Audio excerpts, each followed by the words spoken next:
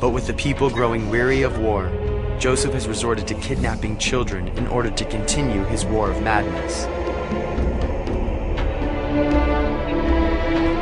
Children from 5 to 12 are his prime victims because they're big enough to carry guns, but small enough to sneak into schools to steal more children. Once in the jungle, Joseph immediately desensitizes them through violent indoctrination. Because of this, each night they hide from him and his child soldiers.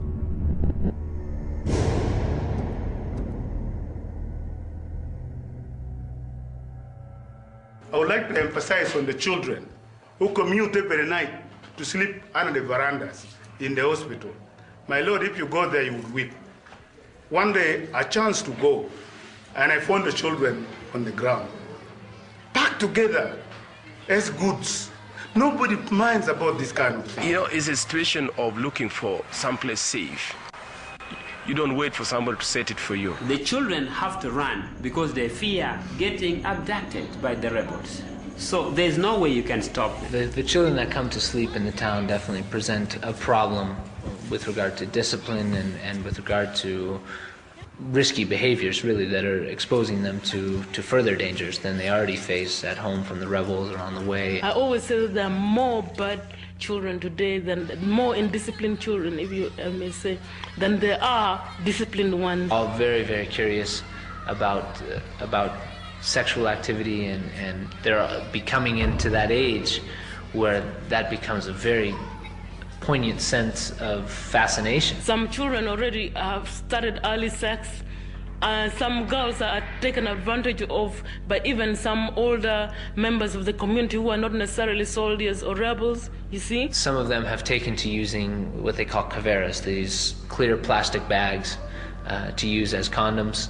They find them just lying around anywhere. A lot of times people during the day will use them and throw them into the drainage channels.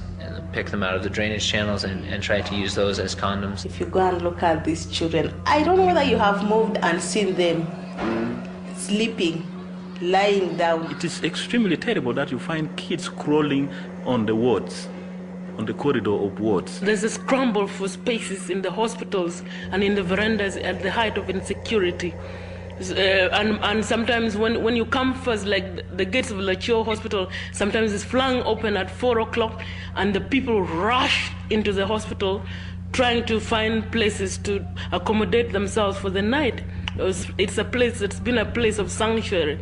So there's competition for space. For us, we think here is safe.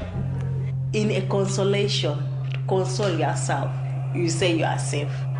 Personally, in my heart, definitely I'm tired, but because when I look at the immense suffering of these children, it's intolerable and unbelievable. If you talk to the children, every single one of them will tell you that it's for fear of the rebels that they come. We fear that if we sleep at our home, we can be abducted by the rebels because our home is far away from town.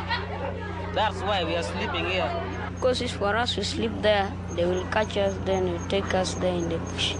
Then now for us to come here to save our life. I fear rebels because if they attack me, I'm going to die in the bush. You just have to cry. You can't help crying. Even the moms, they can't help crying. The children cry.